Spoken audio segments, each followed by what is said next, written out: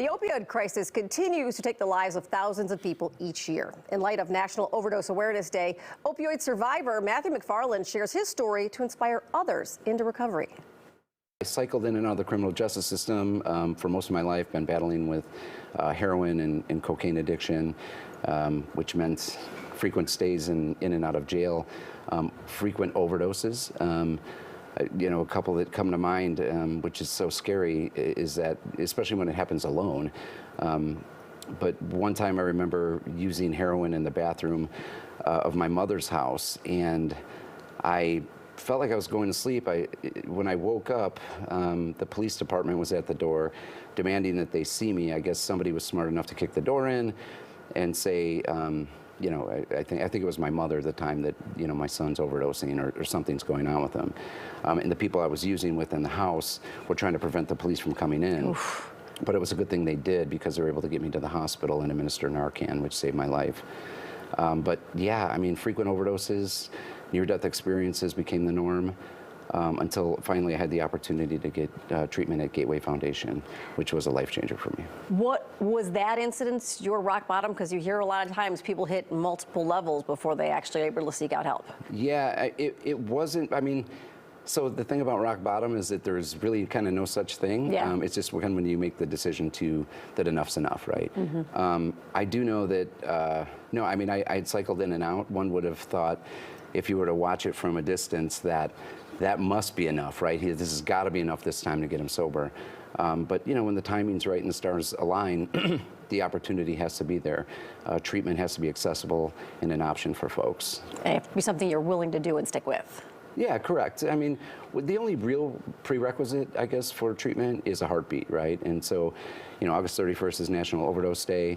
One of the reasons why I'm here today is just to remind people of the importance of keeping people alive. I carry Narcan with you, yeah. with me everywhere I go. And that's not for you, because you're it's not 7 years sober? Yes, coming up on 7 years sober. It's not for me, but the irony is it's the one drug, right, or opioid reversal drug in this case, that people don't ever seem like they're ever going to use. Yeah. But I used it about a month ago. A gentleman was overdosing at a gas station that I pulled up in. Wow. And I administered Narcan, actually 2 vials of Narcan. Wow. And he came out of it, and the ambulance arrived and said if you wouldn't have given it to him, he wouldn't have made it.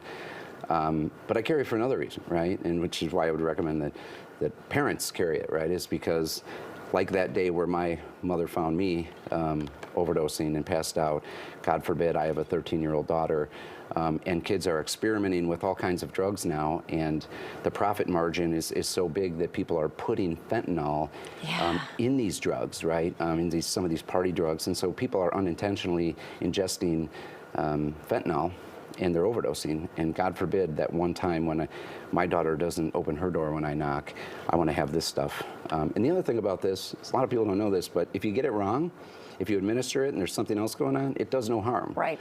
So, yeah. Yeah. But you got to live to get treatment. What did getting help look like? What really got you in there and kept you focused? Well, for me, it was, symptoms, right? Yeah. Symptoms of the disease, in and out of the hospital, near-death experiences, overdoses, and really involvement in the criminal justice system. It was at a point in my life where I believe I was facing 9 felony charges, and I had a judge look at me and he asked me, does this have anything to do with drugs? And the answer to that was yes. And I kind of threw myself on the mercy of the court and said, I need some help. And so they offered me drug court. So for the first time in my life, like the prosecutor and the judge and the public defender, everybody was working together to help me. And they offered me drug treatment, and I chose Gateway Foundation for the place I wanted to go. I went to Gateway in Lake Villa. I haven't looked back since. Amazing. What advice do you have for people who either have a loved one in a similar situation to yours, or they themselves are struggling with an addiction? Reach out, call. Organizations like Gateway Foundation, have 24-hour helplines.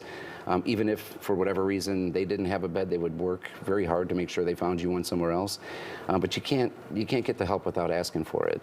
And then for parents and loved ones and friends who have people that they know are suffering, with the disease of addiction, they can call too, and ask for advice, suggestions on how do I deal with this, how can I work with this individual to help get them the help they need. Well, congratulations. It's great to see you sober. You're doing amazing things. Life is so different now. I must say this. And if you would have asked me, if you see my picture, my mugshot, Yes. 7 years ago, that I'd be doing what I'm doing today, I would have thought you were crazy. But I'm a vice president of a legal center, Lawndale Christian Legal Center today, overseeing procedural justice, workforce development. We're providing wraparound services for folks, and it's just a different life. I won custody of my daughter 3 years ago, bought a home in Dyer, Indiana, and life's different. So I'm here today to just, spread the word that hope is there. If I can do it, so can you. It works. Yes, it works. So if you or someone you know is struggling with addiction, you can reach out to Gateway Foundation. The information right there on your screen.